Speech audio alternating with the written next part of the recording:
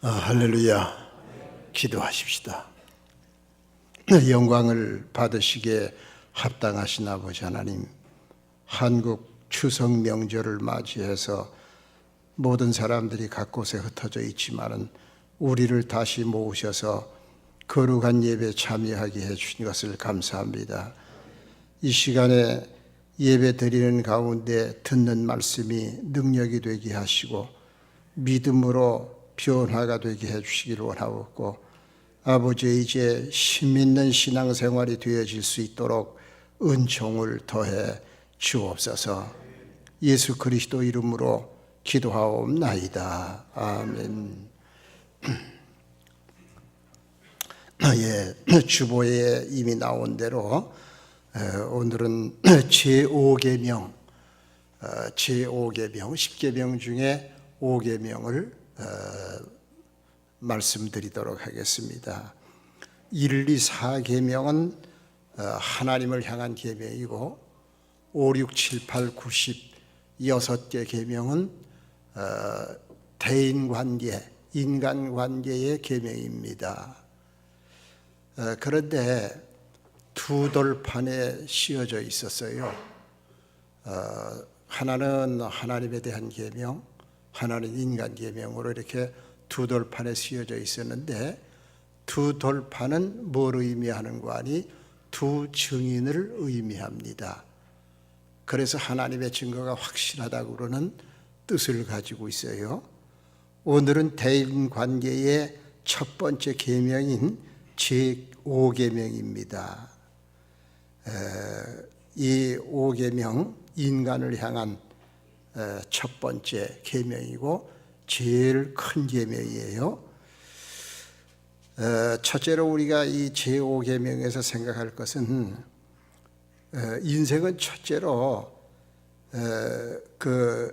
제일 귀중하게 하나님을 섬겨야 됩니다.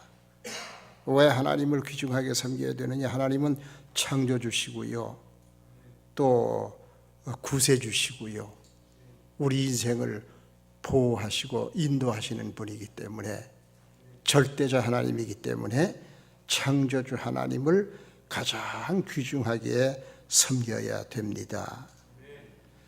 또 부모를 세상에서 부모는 하나님이 세상에서 하나님 대신 주신 존재예요.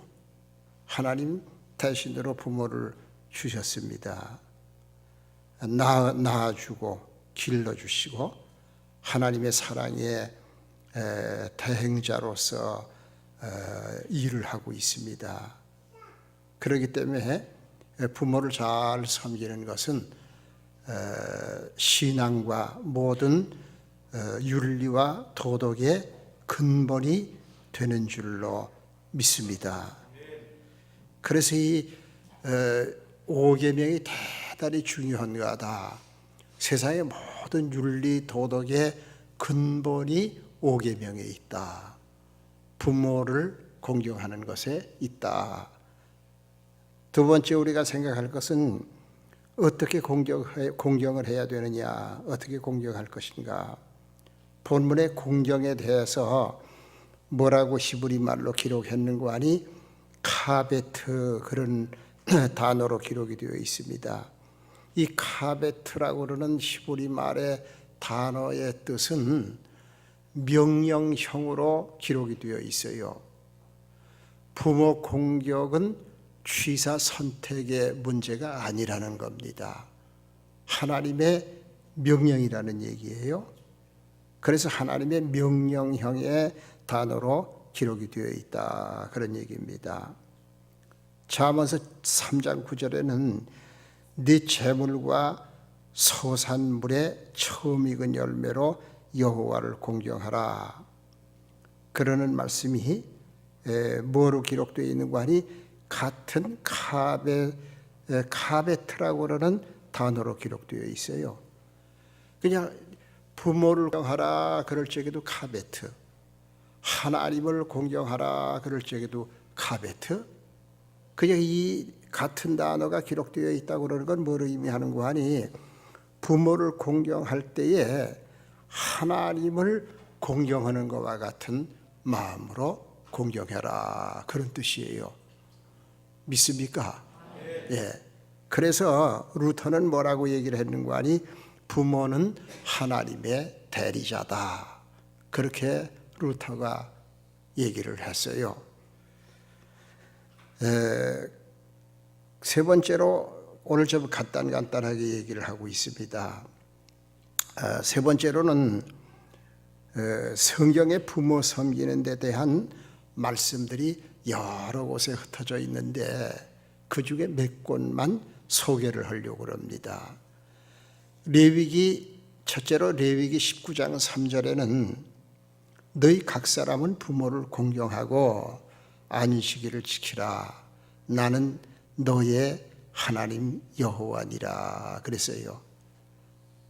부모를 공경하라고 하는 말씀을, 그 명령을 무엇과 평행으로 말씀하셨는가 하니 안식일 지키라고 하는 말씀과 평행으로 했습니다. 그러니까 부모 공경하는 거나 안식일 지키는 거나 동등한 명령이에요. 안식일이 10계명의 중심 계명인데 바로 안식일을 지키는 것과 같이 철저히 부모를 공경해라, 그렇게 기록이 되어 있습니다. 또 신명기 27장 16절에는 그 부모를 경홀히 여기는 자는 저주를 받을 것이라 할 것이요 모든 백성은 아멘 할지니라. 부모를 경홀히 여기면 그냥 내버려 두고 아이고 안 오니까 할 수 없구나, 그러시는 게 아니라 저주를 받는다고 기록을 했어요. 부모에게 경홀히 하면 저주가 있을 것이다 그랬고요. 잠언 23장 25절에는 내 부모를 즐겁게 하며 내 낳은 어미를 기쁘게 하라 그랬고요. 또 골로새서 3장 20절에는 자녀들아 모든 일에 부모에게 순종하라, 이는 주 안에서 기쁘게 하는 것이라 그랬어요. 부모에게 잘해서 부모에게 순종하는 것, 그거는 주 안에서 기쁘게 하는 것이다. 주님 섬겨서 주시는 기쁨이나 같은 기쁨을 주시는 거지요. 누가복음 18장 20절에는 네가 그 계명을 안 하니 네 부모를 공경하라 하였느니라, 그렇게 기록을 하셨어요. 이 이외에도 부모 공경에 대한 말씀은 여러 곳에 많이 있습니다.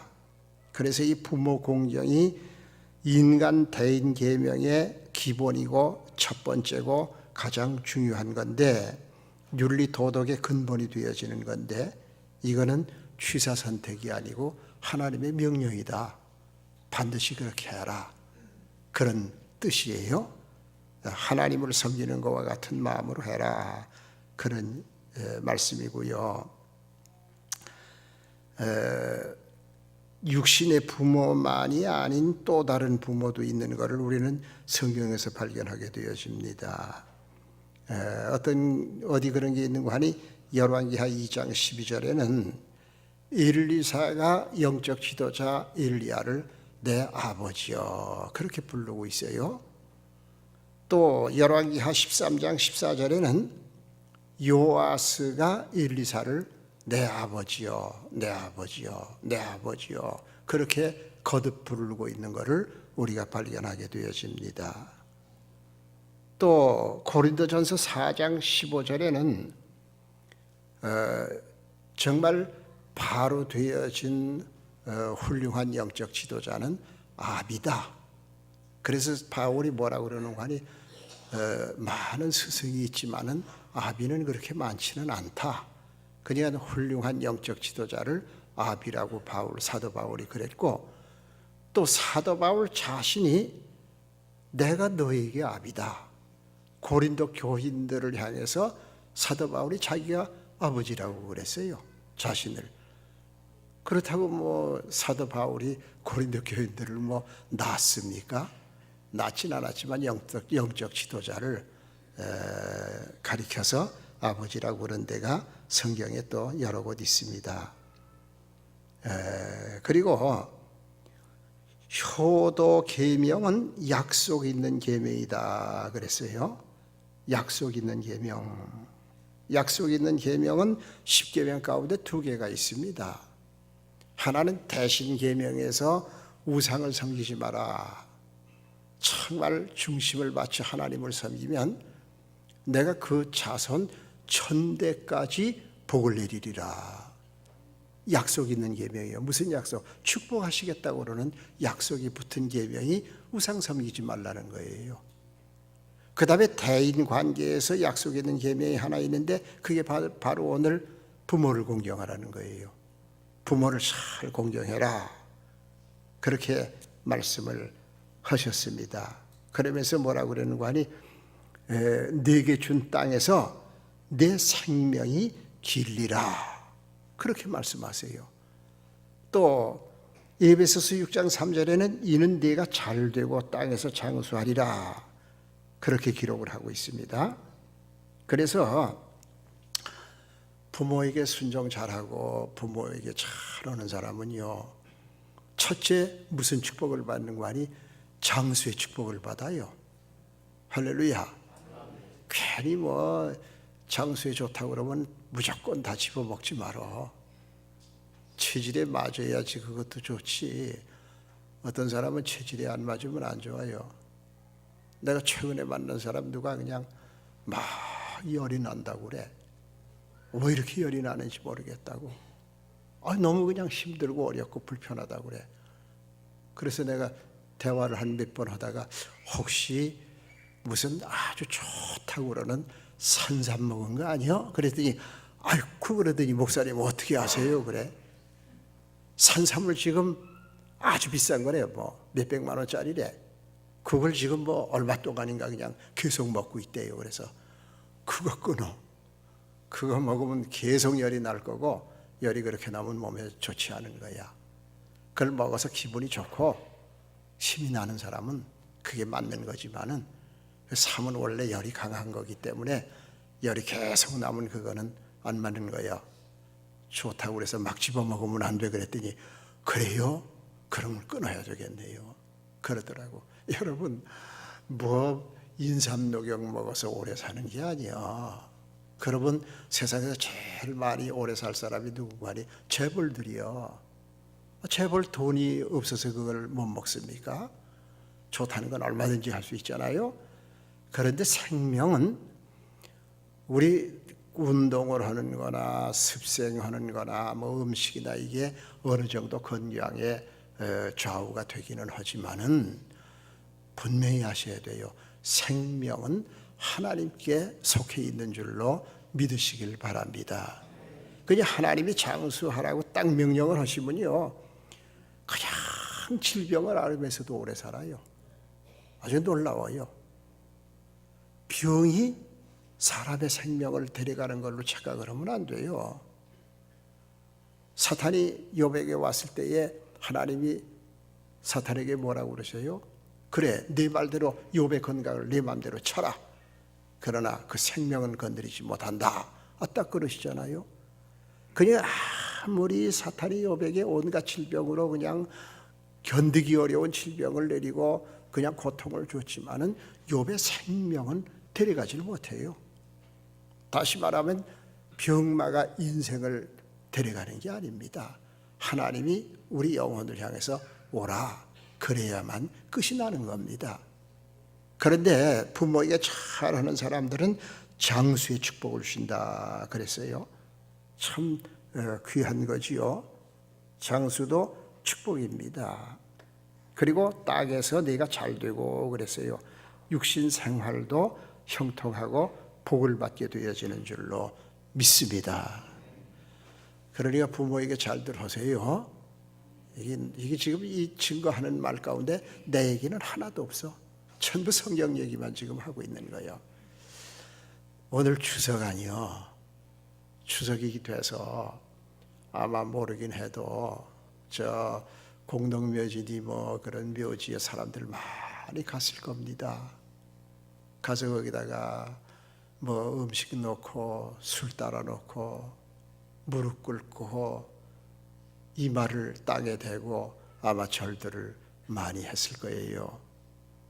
여러분, 그게 무슨 소용이 있습니까? 그 속에 부모의 흔적이 남아있다고 그러면 마른 뼈밖에 없어. 뼈가 와서 절을 하는 걸 보기를 합니까? 듣기를 합니까? 술을 따라서 보면 술을 마시기를 합니까? 오래된 무덤은 뼈도 없어 다 흙이 돼버리고 없어져 버렸어. 뭐로 그 짓을 해요? 우상 섬기는 거가 돼서 하나님 앞에 벌 받을 일만 되는 거지. 그러니까 여러분, 부모님이 살아계실 때에 잘해야지. 세상 떠난 다음에 산소 가가지고 술 부고 절을 천번 만번 한들 그게 무슨 소용이 있습니까? 짐승보다도 어리석은 거예요. 기회 지나가기 전에 잘하시기를 주의 이름으로 축원합니다. 저는 참 어머니가 지금 살아계시면 한 120 정도 되셨는 걸로 추측이 되는데 이미 세상 떠나신 지 오래됐죠. 70에 세상 떠나셨으니까 그때는 뭐 70도 짧게 사는 게 아니었어요. 오래 사는 시대였어요. 그런데 지금도 문득 너무 자주 그런 생각이 떠올라요. 아이고, 어머니가 지금 계셨더라면 얼마나 좋았을까. 그럼 내가 좀 용돈도 좀 많이 드리고 생활 환경도 옛날보다 얼마나 편안합니까? 시골에서 그냥 우물물 길어다가 그걸로 빨래하고 세수하고, 옛날 시골에 무슨 하수도가 있어요 제대로? 세수하고는 저 밭두개 갖다가 휙 던져버리고요. 수세식 화장실이 어디 있어요? 옛날에 막대기 갖다 이렇게 놓고 움막 거치해놓고 거기 가서 용변 보고요. 더운 물 찬물이 어디 나와요? 옛날에 겨울이면 얼음을 깨고 물을 떠다가 써야 되고요. 우리 어머니도 참 옛날에는 뭐 다 그랬는데 길쌈까지 하시고 정말 고생 많이 했어요. 근데 요즘 살다가 보면 너무 편하잖아요. 아니, 수돗물, 찬물, 더운 물이 그냥 그 가락만 이쪽으로 이렇게 하면 더운 물, 이렇게 하면 찬물. 얼마나 편해요. 그래서 요즘 무슨 생각이 가끔 떠오르는 거 아니에요? 아이고, 우리 어머니 계셨다고 그러면 얼마나 이 편안한 환경 가운데 좀 사시게 했으면 좋았을 텐데. 아무 소용없는 거야. 세상 떠난 후에 아쉽고 후회가 돼도 그게 무슨 소용이 있어요? 살아 생전에 잘 하시기를 주의 이름으로 축원합니다. 예수님의 효도에 대해서만 간단히 말씀을 드리고 마치려고 합니다. 요한복음 16장 26절에 예수께서 그 모친과 사랑하는 제자가 곁에 섰는 것을 보시고 그 모친께 말씀하시되 여자여 보소서 아들이니이다 하시고, 또 그 제자에게 이르시되 보라 내 어머니라 하신데, 그때부터 그 제자가 자기 집에 모시니라 그랬어요. 예수님이 십자가에 달려 돌아가실 때에 얼마나 고통이 심했습니까? 양손에 못을 박아서 체중에 의해서 다 찢기고 피가 쏟아지고, 양발에 못을 박고요, 옆구리는 창으로 찌르고요, 이마에는 가시면류관을 씌우고요, 온몸에 피가 낭자하고 고통이 말로 다 할 수가 없고요, 점점 아득하게 죽어가는 그 순간이었거든요. 그 십자가에 달리셔서 몇 마디 말씀을 하셨는가 하니 7마디 말씀을 십자가상에서 하셨어요. 그걸 우리가 흔히 가리켜서 가상칠언이다 그렇게 얘기를 합니다. 그런데 지금 봉독한 요한복음 16장 26절 가상칠언 중에 하나예요. 지금 예수님이 십자가에 달리셔서 막 피를 흘리시고 고통 가운데 죽어가는데 그 십자가 밑에 중요한 사람 둘이 있어요. 하나는 예수님의 어머니 마리아고요, 하나는 예수님의 제자 요한입니다. 그러니까 그 고통 가운데 어머니 걱정하는 거예요. 예수님이 자기가 지금 운명하는 순간에 그래서 뭐라고 그러는 거 아니? 어머니 마리아 보고 이 요한이 어머니 역할을 하실 거예요. 할 거예요. 그리고 또 요한에게 뭐라고 그러는 거 아니? 야, 내 어머니가 네 어머니다. 잘 모셔라. 그 부탁을 한 겁니다. 그리고 십자가에서 돌아가셨어요. 그 예수님의 부탁을 받는 그 순간부터 사도 요한이 예수님의 어머니 마리아를 자기 집에 모셨다. 그렇게 기록을 하고 있습니다. 그래서 이 예수님의 효도를 우리가 살펴볼 때에 여러분 핑계대지 마시기를 주의 이름으로 축원합니다. 어떤 사람은 무슨 핑계대는 거 아니에요? 뭐 마음이 없나요? 마음이야 다 있지요. 환경이 너무 어려워요. 돈이 너무 없어요. 어머니 아버지 잘 모시고 싶지만은 그럴 만한 형편이 못 돼요. 이런 소리예요. 아니 예수님이 환경이 좋아서 효도하셨습니까? 사람이요 가장 어려운 게 죽음의 순간이잖아요. 죽음의 순간은 다른 걸 생각할 여지가 없는 거예요. 여러분 위암이나 간암이나 중대한 병으로 수술실에 끌려 들어가는 사람이요 생활 걱정할 수 있어요? 자식 걱정할 수 있어요? 부모 걱정할 수 있어요? 만일 예수 믿는 사람이라면 주여 주여 주여 그러면서 들어갈 거예요. 왜? 살아나올지 죽어서 나올지 모르니까 다른 걸 뭐 생각할 게 있어요? 안 믿는 사람도요 살지 죽을지 얼마나 고통이 될지 오직 생명에만 온 정신을 다 쏟는 순간이 죽음의 순간이에요. 그런데 그 죽음의 순간에도 어머니를 생각하던 예수님을 생각하면요 무한히 어려워서 돈이 없어서 뭐 어째서 이거 다 핑계입니다. 예수님을 본받으시기를 주의 이름으로 축원합니다. 여러분 저 부모님 다 추석에 찾아뵀어요? 여기 부모들이 많이 앉아있네. 자식보다도 안 찾아본 사람은 내 얘기 듣고 내일 당장 가. 왜 그러냐?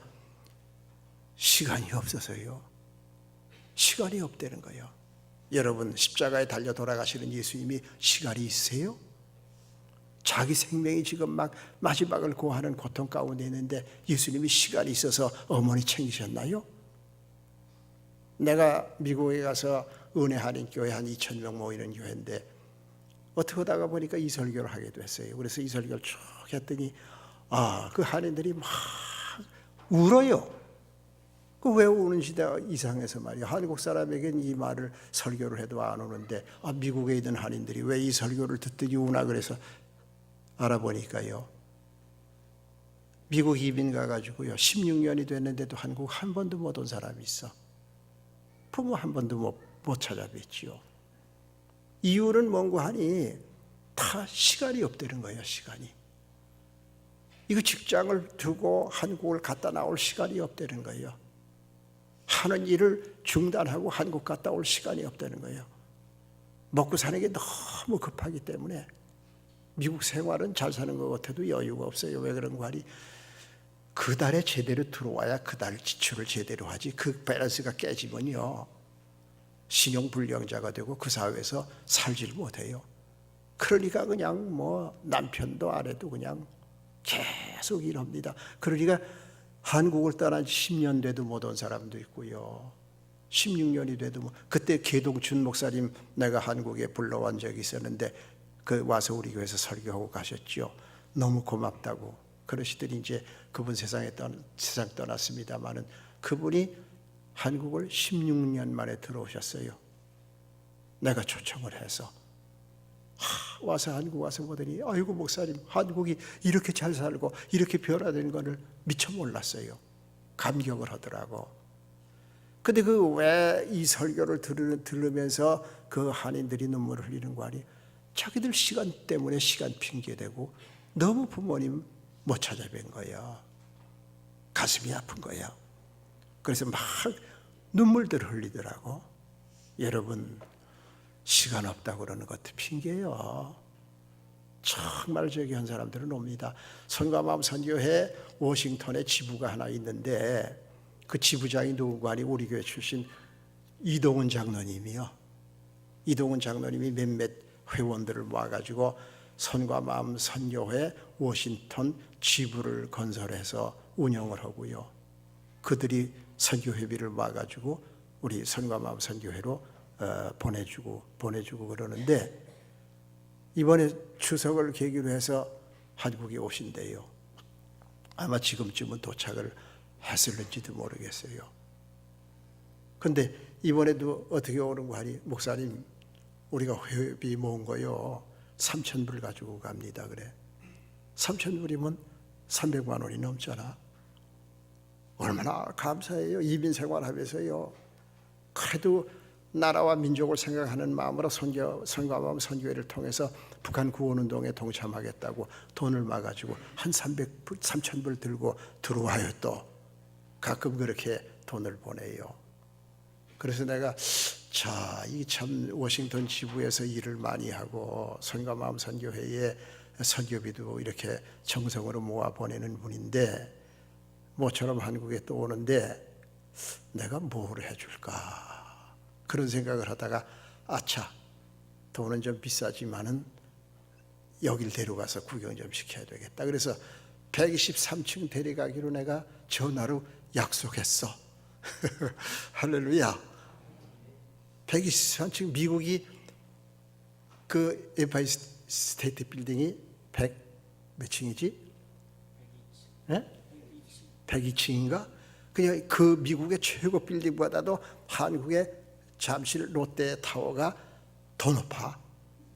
한 20여 층 더 높아. 그러니까 그거 참 한번 갔다 오면 기념에 남지 않겠어요? 올라가는 데는 되게 비싸. 엘리베이터 한번 타는데 27,000원이야. 참 나온 그렇게 비싼 놈의 엘리베이터는 처음 봤어. 이제 두뇌회가 온다고 그래서 그래 내가 거기 꼭 구경시켜 줄게. 그거 구경시켜주고 그 안에서 또 음식도 괜찮은 거 먹이려고 그래. 선교회 돈 가지고 하는 거 아니야. 다른 돈 가지고 해. 이번에 추석에 다 우리 이사들 30명 넘는 사람들에게 선물 보냈는데 그것도 선교회 돈 1원도 안 썼어. 다른 돈으로 다 한 거예요. 왜? 선교회들은 100% 선교로만 쓰기 위해서. 그래서 이런 선교회가 없어요. 대한민국에 아마 없을 거야. 이 말을 하다 보니까 왜 이 얘기가 나왔나? 시간 얘기하다 그랬구만. 시간 얘기하다가 여러분 근데 그 이동훈 장로님이 부모를 뵈려고 그 어려운 시간을 내가지고 오더라고. 그래서 와서 만나 뵙고 가고 그러는 걸 봤어요. 여러분 예수님의 효도를 생각해 보세요. 예수님 십자가에서 그 운명하시면서 이젠 머리가 가물가물하시고 통증으로 몸이 비틀리고 피를 한없이 쏟고 임종에 임박해서도 어머니를 생각하는 예수님, 우리가 무슨 핑계를 댈 게 있겠나 그런 생각을 하면서 여러분들 참 효도 잘들 하시길 바라고요. 그래서 약속 있는 예배인이 장수와 형통의 축복을 다 받으시기를 주의 이름으로 축원합니다. 축원합니다. 예, 기도하겠습니다. 사랑하시는 아버지 하나님, 오늘 추석날을 맞이해서 이제 나오지 못한 사람들도 있는 줄로 압니다. 그러나 오늘 이 시간에도 예수 제1주의 정신과 믿음을 가지고 나와서 예배 참석한 이들에게 하나님이 은혜를 주신 줄로 믿습니다. 참으로 이제 5계명, 제5계명 모든 인간 계명의 기본이 되는 효도, 참으로 예수님이 가장 아름다운 본을 보이셨던 그 효도 잘 감당해서 이제 형통하고 장수하는 축복을 다 받는 성도들이 되게 해 주옵소서. 기회가 지나가면 후회해도 소용없는 줄로 믿습니다. 살아생전에 잘할 수 있도록 은혜를 베풀어 주옵소서. 예수 그리스도 이름으로 기도하옵나이다. 아멘.